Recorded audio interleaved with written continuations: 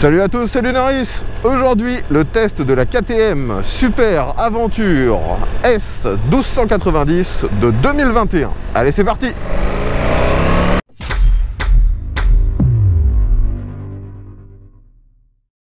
Les amis, aujourd'hui j'ai de nouveau le privilège de pouvoir tester une des KTM les plus haut de gamme grâce à l'un de mes abonnés. Si vous suivez ma chaîne régulièrement, vous aviez probablement déjà vu différents tests de cette gamme Super Aventure en 1290, vu que j'avais pu tester la 1290T, un modèle assez ancien, et le modèle S, l'équivalent de celui-ci, mais de 2019. Aujourd'hui donc le modèle 2021, un des tout derniers, vu que quand on regarde la fiche technique du modèle 2022, il ne semble pas y avoir de différence entre la 2021 et la 2022. Donc je rappelle que cette Super Aventure S 1290, il s'agit de la plus grosse cylindrée disponible actuellement dans la catégorie des trails routiers chez la marque autrichienne. Aujourd'hui, le modèle 2021 introduit une motorisation compatible avec Euro 5, mais ça ne fait pas changer la puissance. Ça reste identique à ce qu'on avait précédemment sur le modèle 2019. Au niveau de l'esthétique, c'est aussi très proche entre la 2019 et cette 2021, mais il y a quand même pas mal de modifications quand on regarde bien dans le détail. Déjà, toute la face avant a été modifiée. On a un phare toujours à LED, mais bien plus imposant que par le passé, et il intègre en son centre un capteur qui permet d'avoir un radar pour le régulateur de vitesse adaptatif. Et quand on la regarde de côté, on voit aussi que le réservoir a changé. Il fait toujours 23 litres, mais celui-ci descend beaucoup plus bas, un petit peu comme sur sa sœur 890 Aventure. Comme je vous le disais, le moteur, lui, n'a pas beaucoup évolué. Il est maintenant compatible avec la norme Euro 5. Il fait toujours 160 chevaux. Et il s'agit toujours, bien sûr, du 1301 cm3 en bicylindre en V. Celui-ci développe aussi toujours à peu près le même couple, c'est-à-dire environ 140 Nm, et ça à 6000 tours, si je me souviens bien. Le modèle que j'ai la chance de tester aujourd'hui est assez peu modifié, mais par contre il a énormément d'options disponibles directement au catalogue de chez KTM. Déjà, vous pouvez voir que les jantes ont été remplacées. Normalement ce sont des jantes à bâton, et là ce sont des jantes à rayons tubeless, des modèles vraiment très jolis. Ça renforce le côté baroudeur de cette machine. La moto est également équipée de toute la bagagerie pour cette machine, donc le top case ainsi que les deux valises. On a des protections sur les côtés des crash bars ainsi que des extensions de ces protections. Et on a aussi quasiment tout le catalogue KTM Power Part en petites pièces anodisées orange. Il y en a un peu partout sur la moto. Au niveau de la prise en main, cette machine est toujours aussi imposante. C'est vraiment un gros trail, elle est très haute. Cette moto a la particularité de pouvoir être réglable au niveau de la hauteur de selle. Il y a deux positions sur celle-ci. Et vous pouvez aussi, grâce aux suspensions réglables, changer la hauteur de la machine grâce aux suspensions. Alors actuellement, j'ai mis la selle au plus bas et j'ai aussi réglé les suspensions quasiment au minimum. Et du haut de mon 1m70, ça reste quand même un peu compliqué. La moto est vraiment très haute. En plus, la selle est assez large, le réservoir lui aussi. Donc ça m'écarte un peu les cuisses et forcément c'est très difficile pour moi d'avoir les pieds au sol avec cette grosse mémère. D'ailleurs, je dis grosse, ça me rappelle son poids. Elle est donnée pour 220 kg par le constructeur, mais c'est le poids à sec et sans accessoires. Donc si vous rajoutez l'essence, l'huile, le liquide de refroidissement, la batterie, ainsi qu'aujourd'hui toutes les options, la bagagerie, les barres de renfort, je pense qu'on arrive facilement à 270 kg. Donc ça reste quand même une grosse machine. Après, bien que cette machine soit imposante, la position, une fois qu'on est dessus, est très droite. On a toujours ce très grand guidon qui donne un très bon bras de levier. Et finalement, malgré sa taille, on arrive assez bien à s'en sortir avec elle. La position permet également de prendre les infos autour de nous assez facilement. On peut se retourner sans lâcher le guidon. Et les deux rétros sont toujours les mêmes. On voit très très bien, ils sont très sur l'extérieur. On n'est pas du tout gêné par nos épaules. Allez, maintenant je sors de l'agglomération. On va accélérer un petit peu.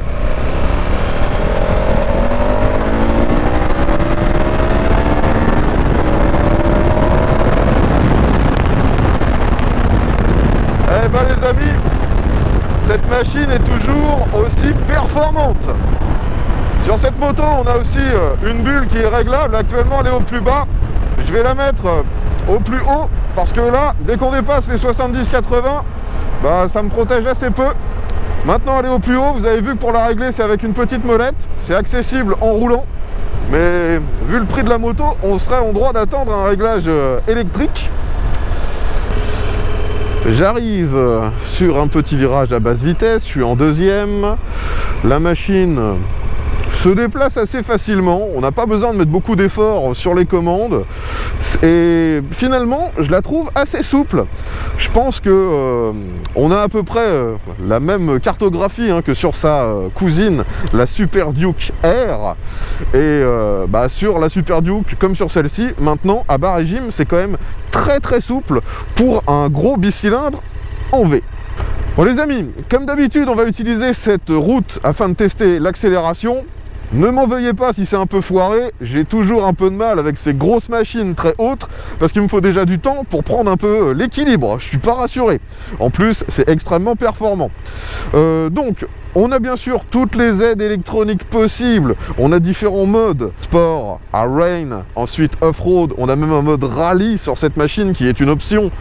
Moi je vais juste faire une première fois le test en mode street, qui est le mode normal. On a la puissance maximum mais une réponse à l'accélération et des aides réglées, on va dire, sur des positions intermédiaires. Ensuite on a le mode sport qui devrait être un petit peu plus rugueux, un peu plus réactif sur l'accélération, mais on a toujours la même puissance. Et les autres modes, rain c'est pour la pluie, aujourd'hui il ne pleut pas donc je ne l'utiliserai pas, et les modes off-road, aujourd'hui c'est un test sur route donc je ne les utiliserai pas. D'ailleurs le mode rallye c'est un mode off-road qui est intégralement paramétrable. Bien sûr, vous le voyez, on a aussi toutes les aides possibles, donc l'ABS, le traction control, l'anti-wheeling, enfin globalement, il y a tout ce que KTM peut proposer de mieux sur cette machine. Donc je suis en mode road, on accélère, on voit comment ça se passe. Let's go!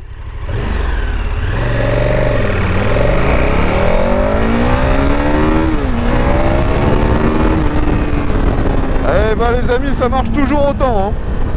Après, je pense m'être fait avoir par l'affichage. Parce que là, arrivé à 9000 tours, l'affichage est passé au rouge et finalement, je pensais que j'étais déjà pas loin du rupteur. Et je pense en fait que j'aurais dû continuer. J'aurais peut-être pu arriver à 100 km/h directement en première. Mais ça marche déjà très très bien. Et c'est peut-être un peu moins brutal que ce qu'on avait précédemment en 2019 et en 2017 sur cette machine. Là c'est beaucoup plus gérable, du moins en mode street. Maintenant on va faire un petit demi-tour. Donc vous voyez que du haut de mon 1m70 je touche des deux côtés, mais vraiment de la pointe des pieds. Le mieux pour moi c'est de mettre un pied à plat, l'autre sur le frein. Et j'arrive à faire ça facilement parce qu'on a rabaissé un peu les suspensions. Vous voyez que là je suis à 10% en hauteur. Je signale que je veux tourner, je braque à fond. Le guidon forcément est tellement long que je suis obligé de me pencher pour maintenir mes mains dessus. Voyons si on arrive toujours comme sur l'ancienne à faire le demi-tour sans sortir ici. Eh bien oui, franchement c'est très très comparable à ce qu'on avait sur la version 2019. Je vais refaire l'accélération en mode street. Je vais essayer ce coup-ci de monter un peu plus haut dans les tours. Allez, let's go!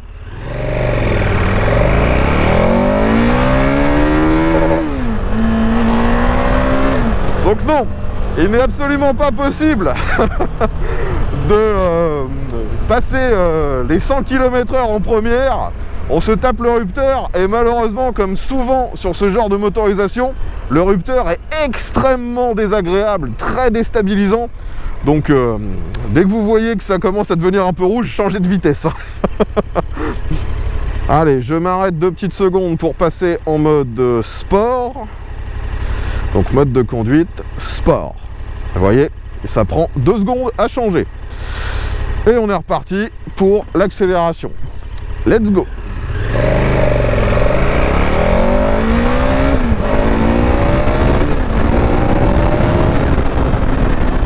Cette patate les amis. Et maintenant je freine. Donc le frein arrière ça freine assez peu. Le frein avant lui freine très bien. Et on a toujours des leviers qui ne sont pas vraiment aussi bons que le reste du freinage. La sensibilité est, vous le voyez, un peu molle sur la première partie. J'ai déjà changé le réglage parce que tout à l'heure c'était vraiment trop mou.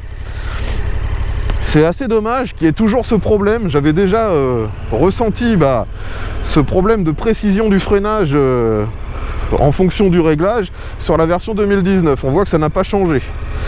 Bon allez, je réaccélère un bon coup.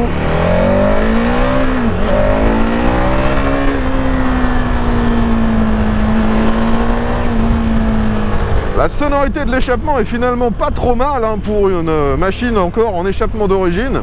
L'échappement d'ailleurs, vous le voyez sur le côté, il est assez volumineux, un peu dissimulé derrière la valise de droite. D'ailleurs, la valise de droite est très impactée au niveau de la contenance par l'échappement. C'est un peu dommage. Bon, pour revenir sur le frein, là je suis à très faible allure, j'essaie de m'arrêter uniquement au frein arrière. C'est faisable, dans ces situations-là, le frein arrière est bien dimensionné. Mais par contre, quand on va vite, le frein arrière est très difficile à jauger. Que ce soit le frein avant ou à l'arrière, hein, c'est du Brembo sur cette machine. C'était d'ailleurs déjà le cas précédemment en 2019. Me voilà maintenant dans un petit rond-point. Ça se balance assez facilement pour une machine de ce gabarit et de ce poids. Au niveau de la monte de pneus, on est toujours sur la même chose. C'est un 120 à l'avant et 170 à l'arrière. Et si je ne me trompe pas, à l'avant c'est une roue en 19. Alors sur cette machine, ils ont changé les commodos. Maintenant on retrouve des commodos avec un look un peu plus moderne qui ressemble beaucoup à ceux qu'on a bien sûr sur la Super Duker. À gauche on a de quoi gérer l'éclairage, aussi de quoi gérer le régulateur de vitesse et une croix qui permet de naviguer dans les menus du tableau de bord. Sur la droite, on a les feux de détresse, le bouton qui permet le verrouillage de la machine, vu qu'on est sur un démarrage sans clé, et démarreur, coupe-circuit, ainsi qu'un petit bouton paramétrable où vous pouvez choisir un menu qui sera à usage rapide. C'est un genre de raccourci. Le tableau de bord, vous le voyez, c'est un très grand écran couleur avec plein de menus en français. Ça, c'est vraiment pas mal. Ils font l'effort de tout traduire et on retrouve globalement toutes les infos qu'on pourrait être en droit d'attendre sur ce genre de machine. La vitesse, le contour, le rapport engagé, les modes sélectionnés, on a la pression des pneus. La navigation dans ce menu est assez intuitif, du moins c'est beaucoup mieux que ce qu'il y avait précédemment lorsqu'il n'y avait pas encore chez KTM de très grands écrans comme ça couleur. Là c'est vraiment pas mal. Alors depuis tout à l'heure en fait j'oublie complètement que j'ai un shifter sur cette machine, shifter d'ailleurs qui est une option, et sur une machine à ce prix là c'est un peu dommage. Allez, on va essayer de passer la 4, ça passe très bien. Maintenant je ralentis, troisième, deuxième. Pour l'instant le shifter a l'air de fonctionner parfaitement bien. Allez, on réaccélère.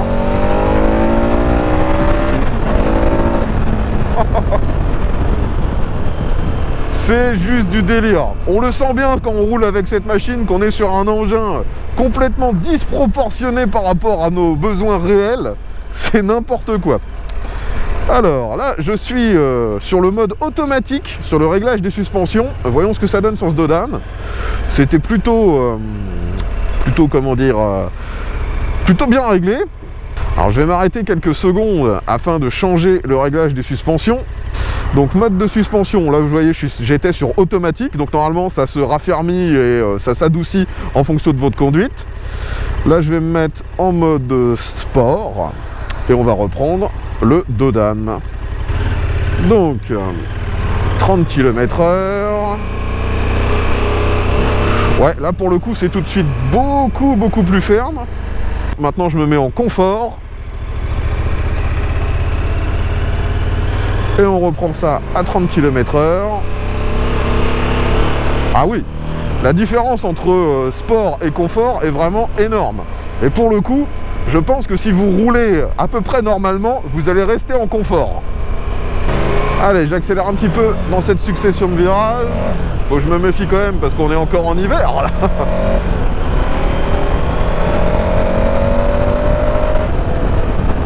Cette moto est tellement facile, ça vous incite à faire le con tout le temps. Et plus on prend de vitesse, moins on sent le poids. On a limite l'impression d'être sur un roadster. Elle serait presque en plus à vous inciter à sortir le corps, à sortir les genoux. Franchement, plus on roule fort avec cette machine et plus j'ai l'impression qu'on retrouve le Ready to Race, le slogan de KTM. Par contre, un problème que vous pouvez très certainement même voir à la caméra, il y a du guidonnage à mort avec cette machine. Là vous voyez que je suis à peine à 70 et dès que je relève un peu de pression sur le guidon, on voit que ça tremblote. Et le propriétaire m'en avait parlé, il m'avait dit fais attention, tu verras, dès les 60-70 ça commence à guidonner. Et c'était déjà un problème qu'on avait sur la version 2019. Cette moto est équipée d'un amortisseur de direction, mais visiblement c'est pas suffisant pour compenser. Donc il faut vraiment rester en appui un peu sur le guidon pour compenser ce problème. Sinon vous pourriez vous retrouver au tas assez facilement en fait. Bon, comme je disais, aujourd'hui on est en hiver, il doit faire à peine 2-3 degrés et j'ai les poignées chauffantes réglées en moyen ainsi que la selle réglée également en moyen. Et franchement ça chauffe déjà largement assez. En plus j'ai les protèges poignets qui dévient le vent, donc je suis très bien. Allez, encore un rond-point. Ça se balance vraiment sans difficulté, hein. Pour une machine de ce gabarit et de ce poids, c'est toujours aussi surprenant. Là où j'adore le plus ce moteur en fait, hein, c'est vraiment avant les 6000 tours. Il grogne, il réagit direct, il a tout de suite du couple.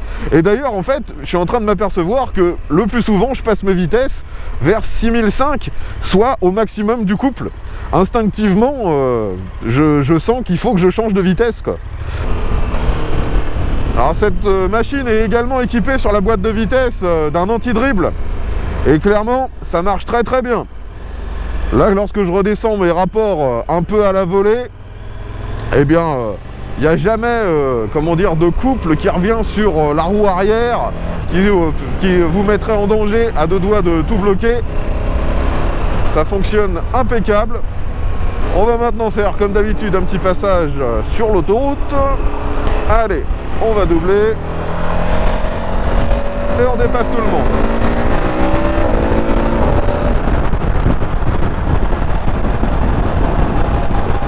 Bon, bien sûr, avec une puissance pareille, il n'y a aucun problème pour s'insérer, pour dépasser.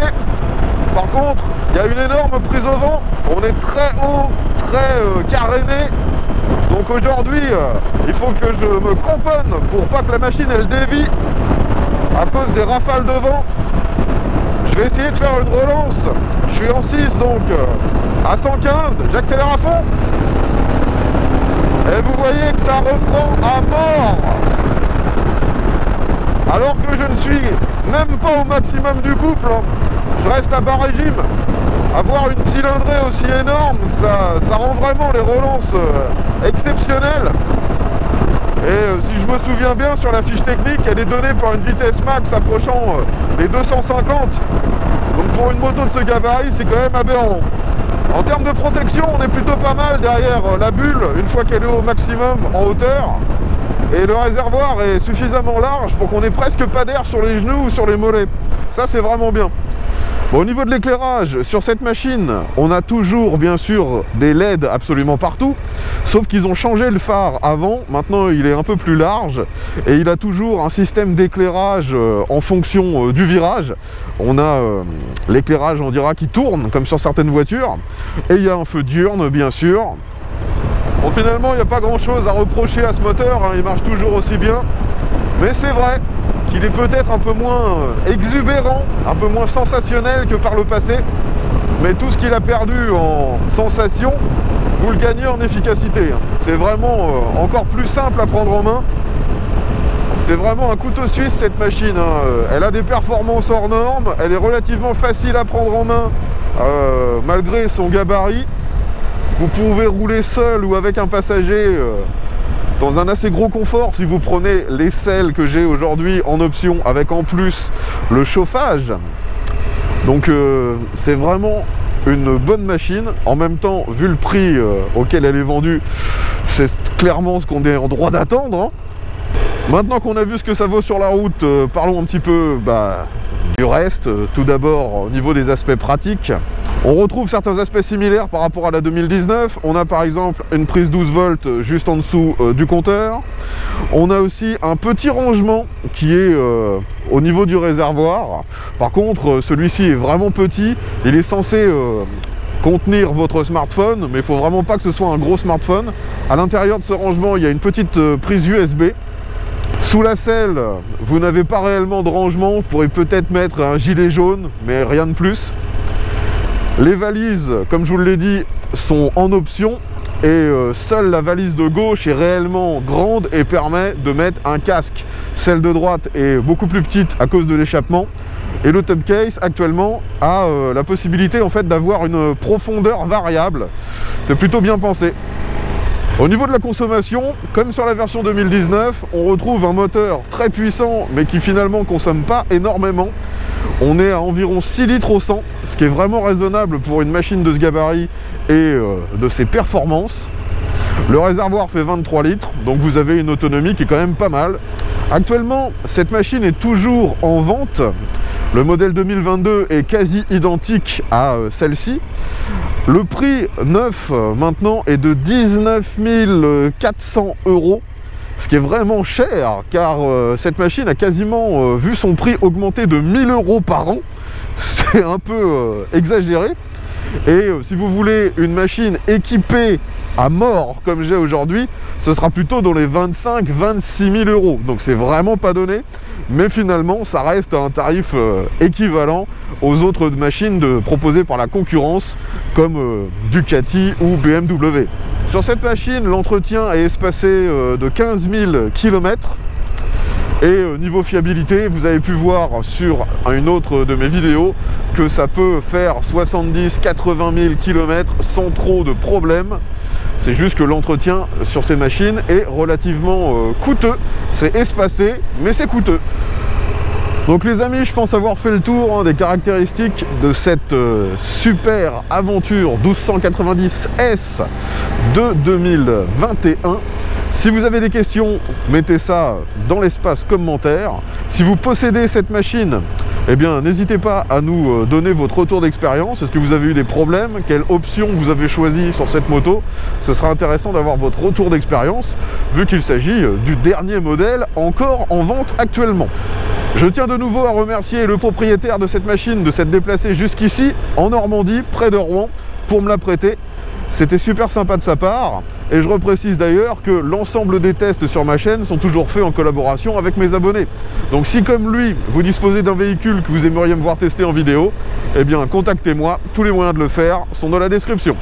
Si vous avez apprécié la vidéo, pensez à mettre un petit pouce vers le haut, abonnez-vous si ce n'est pas déjà fait, je le rappelle, je sors ce genre de test assez régulièrement. Allez, je m'en vais rendre ce bolide à son propriétaire et on se dit à bientôt pour un nouveau test. Bye à tous.